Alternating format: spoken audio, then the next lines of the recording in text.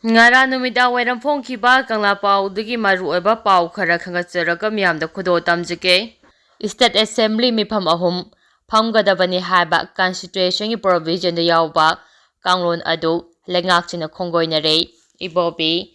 CLP leader Okram ibobina maral sikre calendar year amada State Assembly mifam ahum phamgadabani haina Constitution gi provision da yawba kanglon adu Manipur dadi lenga asina khongoinare wafam masi Manipur Legislative Assembly gi winter session pa leba lenga asina kaudabaga mari lenina ngasi pangthokpa paugi mifam amada mahangna phongdokhibani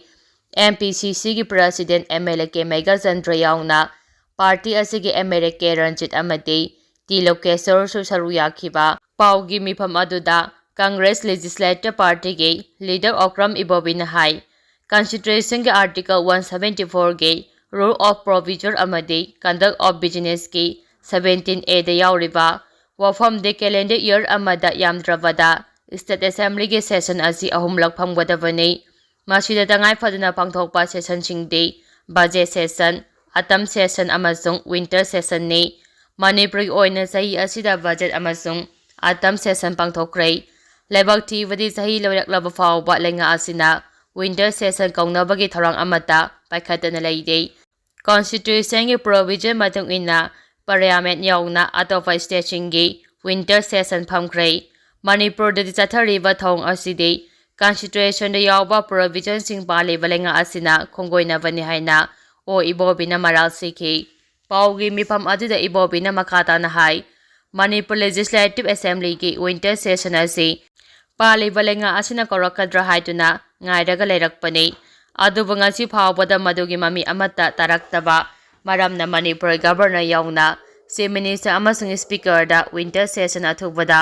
kaunabagi dama memorandum amamam pichingkre Congress party da thangalakliba khongthang ase political gi khudongchaba launaba natte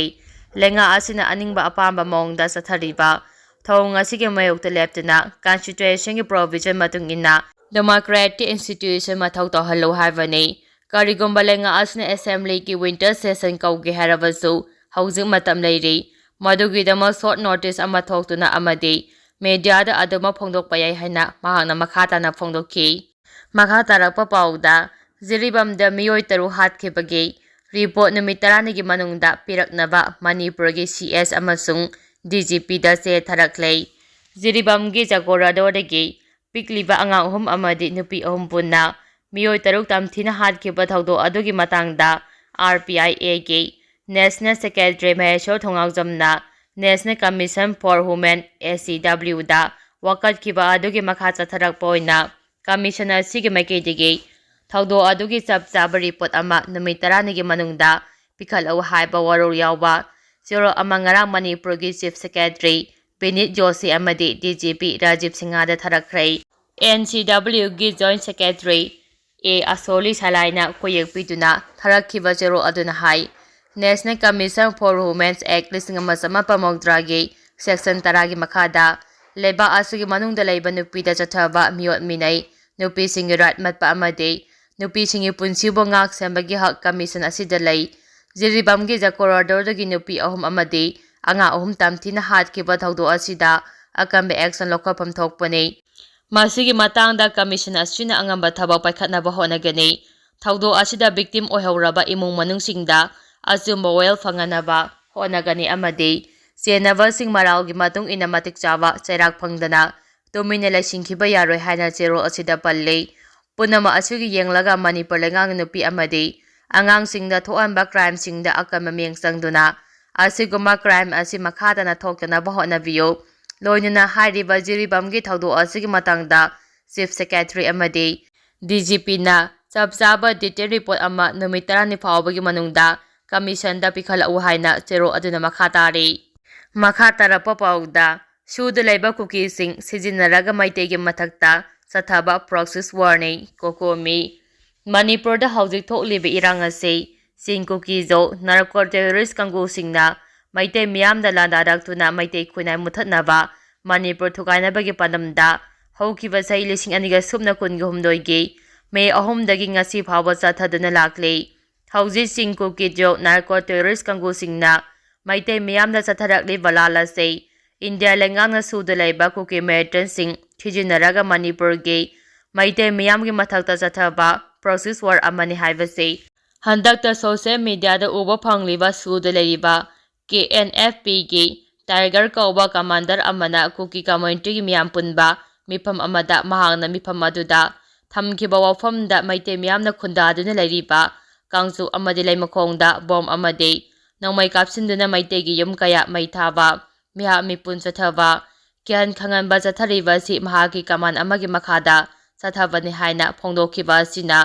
henna mayek senghale haina kokomi gi media coordinator Yungkhaibam Surji Kumar Khumana Thadarau Pachero Amana Hairi Zero Asina Hai Handakta Sulemakhong de Lairiba Yankaitare Suba Mountain Division ki Army Camp da Contract Waki Thabak Sena Duna Laijaba Shimi Kamal Babu Kauba Mayo Ama Mangkiba Thiba Khangdun Lairiba Shishu Su de Lairiba Kuki Merton Singa Central Force ka Lautunaraga Kamal Babu Asi Mayo Bagi Minungsi Yaudana Hatopi Kravra Haiba Singnataba Ngamde Hairi Makata Rapa Pauda Union Home Minister Amit Shah na Tripura gi Pragana Bhavanda NEC gi Humdrani Thoi Suba Preliminary Session gi Mifam Hogdokre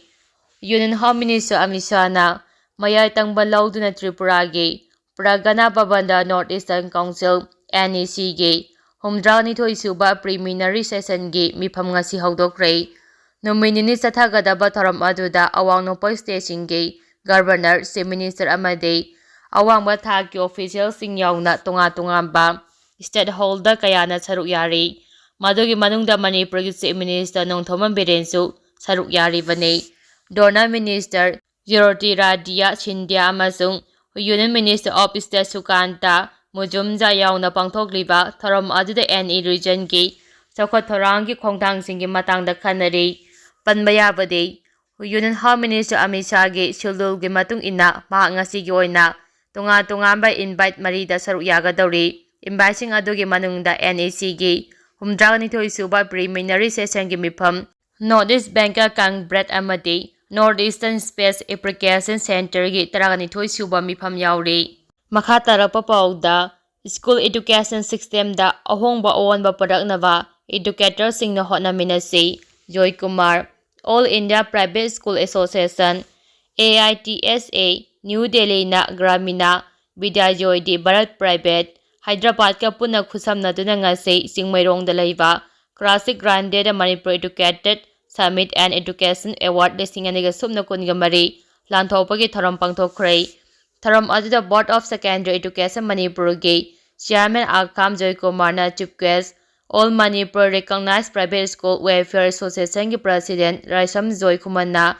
Guest of Honor Department of Anthropology MU ki Retired Professor Dr. W. Nabakumana Moderator All India Private School Association New Delhi ki Managing Director Advocate Shizu Agastan Amadi Executive Director Soma Sekharna Resource Person Singh Oina Amadi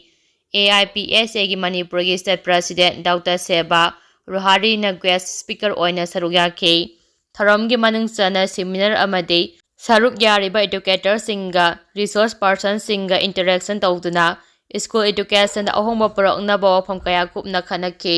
chief guest oina saruk yariba Assembly Chairman Akam Joy Kumar haikibada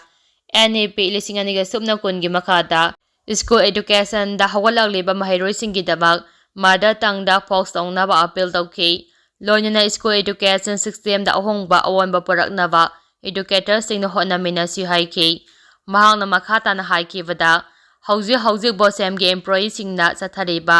pen down strike asi mahairoi sing gi amadi mathang sahi da pangthokadariba SSLC exam gi yenglaga khongpham handokpina bagaloinana pen da punama warisana aduna loichinaba appeal tawki makha tarapa pauda Siliguli coridor da attack chathaduna North East charangnaba thokhananaba hotnaramba nipan phare Bangladesh da base tawba terrorist group ama oiriba Asarura Bangla teamna India gi chicken net asi kakthatuna India mache tana thugaigani hana lauthokhiba dugi saruk ama oina luba si kadar nipan West Bengal police na phagat pangamkhrei